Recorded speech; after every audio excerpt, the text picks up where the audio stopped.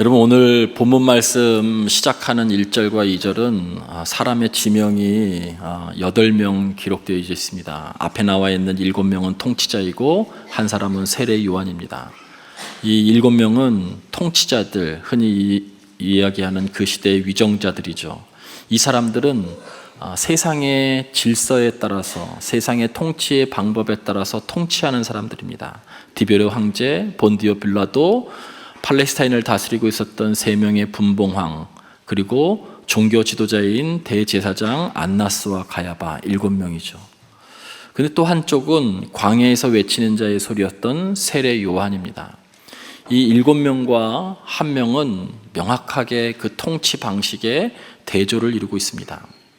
여러분, 이 7명의 통치 때문에 생겨진 것이 이 이스라엘 백성들이 광야와 같은, 빈들과 같은 삶의 그런 험난한 그러한 여정을 걷게 되는 것이죠.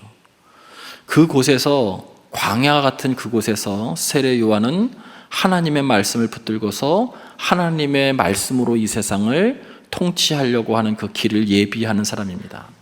두 질서가, 두 통치의 방법이 지금 대조되고 있습니다. 세상의 질서와 하나님 나라의 질서, 세상의 통치와 하나님 나라의 통치가 지금 대조되고 있어요. 여러분, 광야에 외치는 자의 소리라고 이야기하고 있는 이 광야라고 하는 것은 성경에서 두 가지 의미로 늘 사용됩니다. 하나는 문명의 이기가 전혀 들어가지 않아서 때로는 황폐한 장소, 결핍의 장소, 위험한 장소, 죽음의 위협이 있는 그러한 장소들을 설명할 때 광야로도 설명합니다. 요한계시록에 특별히 많이 나오고 마태복음 14장에도 그러한 것들이 나옵니다. 여러분, 또 한 가지의 광야의 성경의 이미지는 그러한 장소임에도 불구하고 하나님께서 함께 하시면 그 결핍의 장소, 위험한 장소에서도 하나님께서 공급해 주시고 보호해 주시는 새로운 차원을 경험할 수 있는 곳이 광야입니다. 그것이 출애굽기에서 이야기하고 있는 광야죠. 여러분, 그래서 광야는 두 가지 이미지를 다 가지고 있어요. 근데 오늘 여기에서 이야기하고 있는 광야에 외치는 자의 소리가 있어야 할 때 이 광야는 첫 번째 것을 의미합니다. 완전히 폐허가 된 장소, 황폐한 장소, 죽음의 위협이 있는 곳, 결핍이 있는 곳, 그런 곳들을 이야기하죠. 여러분, 그 시대가 어떤 시대였냐면 예수님이 오시기 바로 직전의 시대였습니다. 마태복음, 예수님이 오시고 난 후에도 이런 시대들이 계속되었던 것을 우리는 알 수 있습니다. 여러분, 마태복음 14장에 보면 여러분이 잘 아시는 오병이어의 기적이 일어나게 되죠. 그런데 그 14장에 오병이어의 기적을 말씀하시면서 거기에 중심적인 단어를 2번 강조하고 있는데 그것이 빈들이라는 거예요. 예수님께서 빈들에 가시니 이렇게 나와 있어요. 여러분, 예수님께서 빈들에 가셨더니 유리방황하는 수많은 백성들, 험한 인생을 살고 있는 수많은 백성들이 있었다는 거예요. 거기에서 천국의 복음을 전하신 것이죠. 그러니까 빈들, 바로 위험한 곳, 결핍이 있는 곳, 그곳에 결핍이 있었거든요. 그곳에 그 사람들의 삶 속에 주님께서 빈들에 가시니라고 그렇게 말씀하고 있어요. 근데 그 빈들은 누가 만들어냈느냐? 여기 앞에 기록되고 있는 7명의 통치자들에 의해서 백성들이 빈들과 같은 그런 광야 같은 인생에서 유리방황하는 것이죠. 폐허가 된 것. 이스라엘 백성들은 식민지 상황 가운데서 지배를 받으면서 수탈당했고, 그리고 또 그 과정 가운데 경제적으로 대단히 어려웠어요. 마태복음 14장에 보면 경제적으로 어렸을 뿐만이 아니라 14장 바로 앞에 그들의 그동안의 민족의 지도자로 유일하게 있었었던 세례 요한이 목배임을 당합니다. 지도자가 없는 빈들, 경제적으로 어려움을 당하고 있는 빈들, 정치적으로 억압당하고 있는 이 빈들, 이 광야예요. 누가 만들어냈냐면 바로 여러분 이 7명의 통치자의 통치 때문에 생겨난 것이죠. 그럼 이들은 왜 그렇게 했느냐? 하나님의 말씀에 따라서 통치하지 않았기 때문에 그렇습니다.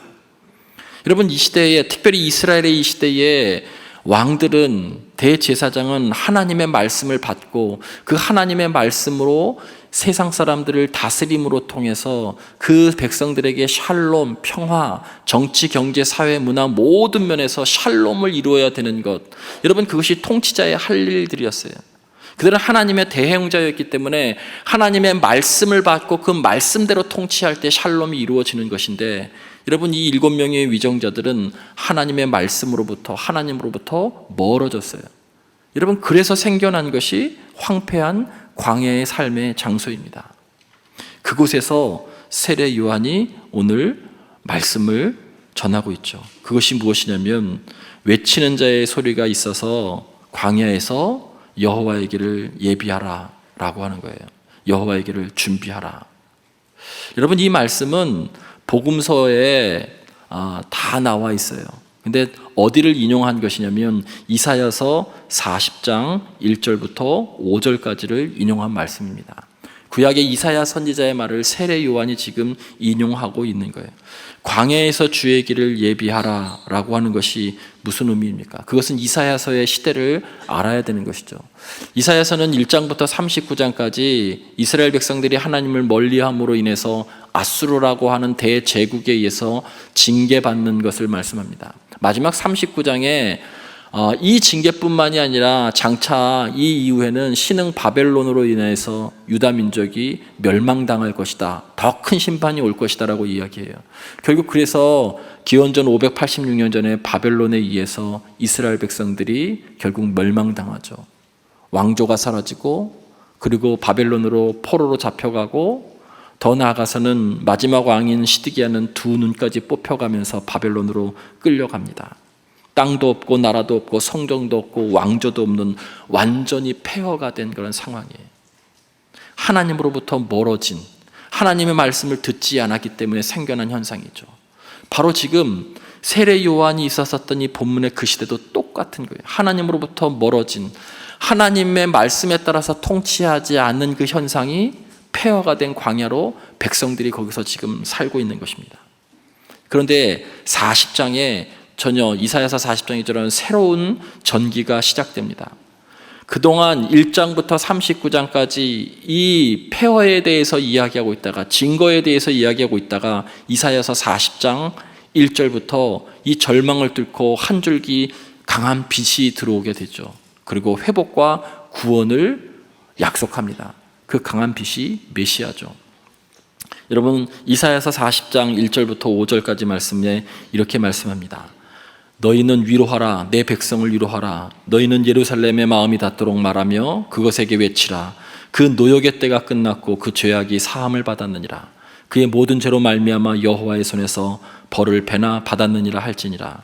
외치는 자의 소리여 이르되 너희는 광야에서 여호와의 길을 예비하라. 사막에서 우리 하나님의 대로를 평탄하게 하라.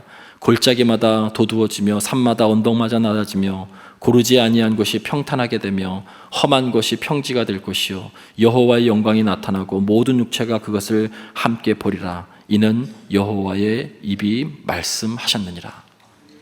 여러분, 이 이사야서 40장의 말씀을 세례 요한이 지금 인용하고 있는 거예요. 여러분, 그런데 이것은 복음이죠. 기쁜 소식이죠. 절망 가운데 있었던 이스라엘 백성들에게 이제 너희들이 징계받았던 그것이 다 끝났다. 노역의 때가 끝났다. 너희의 죄가 사함을 받았다. 너희의 벌을 받은 것으로 이제 다 끝이 났다라고 1, 2절에 말씀합니다. 용서해 주시는 것이죠. 그런데 3절과 5절은 용서의 그 이상의 것을 지금 이야기하고 있어요. 용서해 주었는데 이 용서함을 받은 사람들이 해야 될 일들을 이야기하고 있는데 그것이 3절부터 5절이죠. 그것이 어떤 것이냐면 너희는 광야에서 여호와의 길을 예비하라. 사막에서 우리 하나님의 대로를 평탄케 하라라고 하는 거예요. 정말 너희들이 용서를 받았다면, 예전의 징계를 통해서 내가 왜 이 징계를 받았는지 깨달았다면 이제 예전으로 돌아가지 않기 위해서 하나님께서 통치하실 수 있도록 너는 준비하라라고 하는 그런 뜻이죠. 그분이 오셔서, 메시아가 오셔서 할 일을 지금 말씀하고 있는데, 여러분, 그것이 누가복음에도 이사야서에서도 말씀하고 있는 우리가 이 대림절에 지켜야 될 말씀입니다. 우리가 대림절에 해야 될 거예요. 5절이 핵심이죠. 모든 골짜기는 메워지고 모든 산들이, 작은 산이 낮아지고 굽은 것이 곧아지고 험한 길이 평탄해질 것이고, 이것이 메시아께서, 예수께서 이 땅에 오셔서 우리 삶 가운데서 행하시는 거예요. 대림절기는 우리도 이 일을 하고 하면서 기다리라는 거예요. 여러분, 그래서 평탄케 하라라고 하는 것은 너가 하라는 거예요. 어디에서? 광야에서 하라는 거예요. 여러분, 하나님의 음성이 그 파괴된 곳으로 가라 그러는 거예요. 광야에서 가서, 사막에서, 폐허가 된 곳에서 너 거기에서 길을 만들라라고 명령하고 있어요. 세 가지를 이야기합니다. 그 첫 번째는 여러분, 모든 골짜기가 메워지고 모든 산과 작은 산이 낮아지고, 주께서 이 땅에 오셔서 하시는 일은 멀어진 것을 하나 되게 하시는 거예요. 이방인과 유대인들이 하나가 되고, 종과 자유인이 하나가 되고, 남자와 여자가 하나가 되고, 가진 자와 가지지 못한 자가 하나가 되고, 모든 벌어진 간극을 이야기하는 것이죠. 여러분, 산꼭대기와 골짜기 사이를 메우는 것은 간극을 메꾸는 것이죠. 벌어진 틈, 그 거리가 있다는 거예요. 근본적으로 이 거리는 왜 생겼느냐? 하나님과 인간의 관계가 멀어짐으로 말미암아서 나머지 모든 것이 멀어진 거예요. 그래서 우리는 하나님을 맞이하지 않고서는, 하나님을 영접하지 않고서는 여러분, 메꿀 수가 없는 것이죠. 여러분, 오늘의 우리의 현실에 적용하면 너무나도 극명합니다. 여러분, 우리들의 간극이 얼마나 많습니까? 가면 갈수록 빈부의 간극은 너무나 더 명확하게 벌어지는 것 같아요. 여러분, 우리들이 가지고 있는 정치적인 신념의 간극은 얼마나 뭡니까? 그리고 세대 간의 간극은 또 얼마나 뭡니까? 사람과 사람 사이의 간극, 부모와 자녀 간의 간극, 신앙의 동료들과, 직장의 동료들과, 이웃과의 간극, 이 모든 것들이 너무너무 여러분 멀어져 있는 거예요. 여러분, 메시아께서 오시면 이것을 메워주신다라고 하는 거예요. 그러니까 너희들 준비하라는 거예요. 그 말 속에는 너희도 그 일을 하라는 거예요. 하나님 나라의 일을 동참하라는 것이죠. 두 번째는 굽은 것을 고다지게 하며라고 나와 있어요. 여러분, 굽은 것이라고 하는 것은 성경 헬라어의 여러 원어들, 비슷한 원어들을 찾아보니까 세 가지 정도로 나와요. 첫 번째는 패역하다도 굽은 것과 같은 의미예요. 왜곡됐다라고 하는 것도 굽은 것과 같은 의미예요.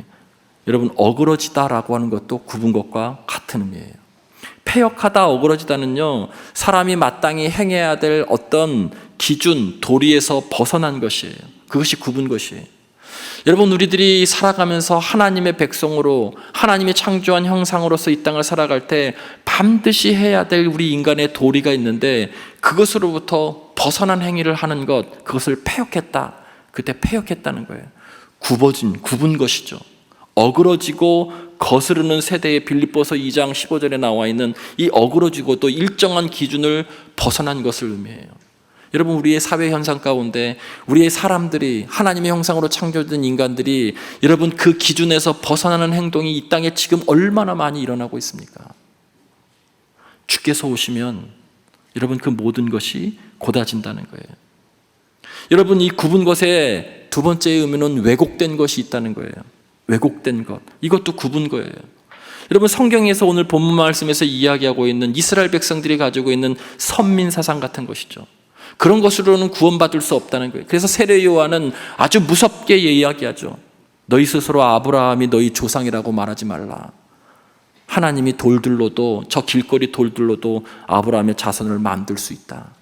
그것은 혈통으로 구원받을 수 없다는 것을 이야기해요. 여러분, 하나님의 형상으로 창조된 인간은 다 하나님의 자녀이고 백성이에요. 이것을 우리에게 적용하면 이런 겁니다. 여러분, 특권의식, 왜곡된 것이 선민사상이면 지금 우리에게 적용하면 특권의식, 우월의식이에요. 오래된 교회가 대단히 조심해야 될 것 중에 하나죠. 내가 우리 교회를 몇 년째 다니고 있다라고 하는 것, 특권의식. 여러분, 그것은 하나님 안에서 우리는 예배할 때 다 똑같은 사람이에요. 오늘 새가족이든 이곳에서 100년째 예배를 드리는 가족 성원이든 하나님 안에서는 다 똑같은 사람들입니다. 그런데 우리는 굽은 것이 있어요. 우리 안에 왜곡된 것이 있어요. 특권의식을 가지고 우월의식을 가지고 있죠. 그것이 주변 사람들에게 갖게 되는 그 상처들을 생각한다면 여러분, 이것은 내려놔야 돼요. 세례 요한이 이야기하잖아요. 아브라함이 우리의 조상이라고 말하지 말라. 여러분, 그냥 쉽게 설명하면 이 교회 몇 년 다녔다고 자랑하지 말라. 하나님의 돌들로도 여기에 수백 년 다니게도 만들 수 있다, 이런 뜻인 거예요. 그런데 이 말 안에는 또 한 가지 우리의 내면의 가장 중요한 표현을 하고 있어요. 그것이 뭐냐면 굽은 것, 이것을요 오늘날 우리의 표현으로 얘기하면 삐딱하다라고 하는 뜻도 담겨 있어요. 삐딱하다. 이런 삐딱하다라고 하는 것은 정자세가 아닌 거죠. 여러분 마음의 중심이 삐딱하다라고 하는 것은 지금 뭐가 났다는 거예요. 어그러진 것, 굽은 것, 패역한 것, 왜곡된 것은 다 기준에서 벗어났는데 마음도 마찬가지 삐딱하다. 여러분 이 우리의 사회 속에 너무나 많이 일어나고 있어요. 쉽게 얘기하면 우리의 요즘으로 적용하면 이런 거예요. 반대를 위한 반대를 하는 것. 삐딱한 마음이죠.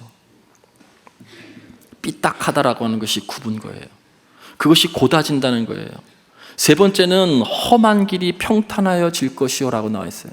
이 험한 길이라고 하는 것은 성경에서는 길이라고 할 때는 인생을 다 설명합니다. 다윗의 길, 여로보암의 길로 갔건을 할 때 험한 길, 험한 인생이에요. 험한 인생들이 평탄하게 될 것이라는 거예요. 그분이 오시면, 그분이 우리에게 오시면 험한 인생이 평탄하게 될 것이라는 거예요. 근데 여러분 그것이 실존이에요. 이것이 어떻게 가능한 것인가? 여러분 오늘 사도 바울은 회개에 합당한 열매를 맺는 사람들로 인해서 가능하다는 거예요. 세리들 부과된 세금 외에 더 걷어들이지 말라는 거예요. 여러분 이스라엘 백성들은 식민지 치하에 있어서 지역마다 세금, 로마가 거두고 있는 징수해야 될 그런 세금의 액수를 부과받았어요. 근데 더 기가 막힌 것은 그것을 세리에게 걷어내라고 하면 세리는 이 징수권을 자기도 갖지만 때에 따라서는 다른 사람에게 세금 징수권을 2배, 3배로 팔아요. 그러면 그 사람이 더 많은 세금을 걷어서 자기가 착복하고 그리고 그 액수만큼 로마 당국에 내게 되죠. 그러니 이 백성들이 얼마나 힘이 들겠어요. 그래서 지금 사도 바울은 이야기하고 있어요. 부과된 것 외에는 거두지 말라. 군인들에게는 힘으로 남 강탈하지 말고 거짓으로 고발하지 말고 너 받는 급료의 족한 줄로 알라라고 이야기하고 있어요. 여러분 이것 때문에 험한 길, 우리의 실존에 어려움이 있는 것이죠. 왜 그러냐면 이 앞에 나와 있는 7명의 통치자들이 하나님의 말씀으로 이 세상을 통치하는 것이 아니라 자기네 욕망과 욕심으로 통치하니까 세리와 군인들조차도 똑같이 그렇게 해서 이 세상이 황폐한 곳, 폐허가 된 곳이 됐다는 거예요. 도무지 회복 불가능한 곳이 됐다는 거예요. 이사야서에서는 오래 황폐한 곳이라고 설명하고 있어요. 그런데 이런 과정 가운데에서 우리들에게 해야 될 일을 세례 요한이 말씀하고 있는데 너 2벌 옷 가졌다면 한 벌도 없는 벌거벗은 사람이 있으면 너 그 옷을 그 사람에게 나눠주라는 거예요. 여러분 2벌 옷은 가장 사람들이 가져야 될 기본적인 겁니다. 한 옷이 더러워지면 여러분 갈아입어야 될 예비로 있는 가장 작은 단위가 여러분 2벌 옷이에요. 내가 가질 수 있는 가장 작은 단위예요. 근데 누군가가 아무것도 가지고 있지 않다면 너 그 가장 작은 단위라도 그에게 주어서 나누라는 거예요. 그래야 험한 인생길이 평탄해질 수 있다는 거예요. 쉽지 않은 것이죠. 여러분 이사야서에서는 평탄케 하라라고 하는 명령형으로 설명하고 있어요. 이 평탄케 하라라고 하는 것의 정확한 표현은 너희가 그렇게 만들라라고 하는 뜻이에요. 너희가 그렇게 행하라는 거예요. 어디에서요? 광야에서, 폐허가 된 그곳에서, 황폐한 세상에서, 소망이 없다고 말하는 그 지점에서 내가 하라는 거예요. 여러분 우리 요즘 얼마나 정말 사회가 혼란하니까 말이 많습니까? 사회를 분석하고 경제를 분석하고 정치를 논하고 뭐가 잘못됐다 그러고 그러면서 소망이 없다고 하고 여러 가지를 이야기하면서 평을 많이 하죠. 그런데 주님은 이렇게 말씀하세요. 그 평하기 전에 너가 그 소망이 없다고 하는 그곳에서 너가 먼저 너의 옷을 없는 자에게 나눠주라는 거예요. 너의 굽은 마음을 좀 펴라는 거예요. 너의 간극을 좀 좁히라는 거예요. 그것이 대림절에 우리가 할 일이에요. 그분이 이 땅에 오셔서 그렇게 하신 것이죠. 이 대림절에는 그래서 주님이 오실 그 일을 준비하라라고 하는 것.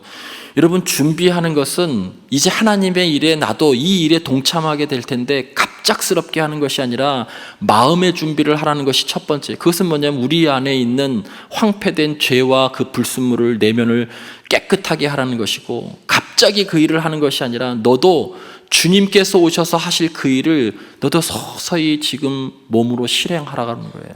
그것이 준비죠. 여러분, 육상 선수들 중요한 육상 경기의 트랙에 서면 바로 여러분 시합하지 않죠. 여러분, 그 트랙을 한번 뛰기도 하고 스타트를 몇 번에 걸쳐서 반복하기도 하고, 그러고 난 다음에 본 경기에 임하죠. 아무 운동도 하지 않고 바로 뛰는 사람은 없어요. 주께서 오셔서 간극을 메꾸고 굽은 것을 곧게 하고 그리고 험한 것을 평탄하게 하는 이 일을 메시아께서 오셔서 할 텐데, 너 그 일을 너도 동참할 수 있도록 너의 마음을, 너의 심령을 깨끗하게 하고 너도 이 일을 하면서 준비하면서 그분을 맞을 준비를 하라는 것이죠. 여러분, 그것이 대림절에 오시는 주님을 맞이하는 우리가 할 일이에요. 우리에게는 굽은 것을 곧게 하고 싶은 마음이 없어요. 계속 삐딱선을 타고 싶어하는 마음이 있죠. 우리에게는 간극을 메꾸고 싶은 마음이 없어요. 벌어진 틈을, 너와 나 사이에 벌어진 틈을 메꿀 의지도 없고 마음도 없어요. 설령 있다 할지라도 그것을 적극적으로 행할 수 있는 용기도 없고 힘도 없어요. 정말 어렵게 사는 사람들에게 내 삶도 너무 힘들어서 그들과 함께 할 수 있는 그런 의지와 능력도 우리들에게는 없어요. 그게 어둠이에요. 그래서 대림절에 가장 많이 사용되는, 인용되는 말씀이 이사야서 9장 2절 말씀이에요. 여러분, 이사야서 9장 2절 말씀을 다 같이 한 목소리로 합독하겠습니다. 시작.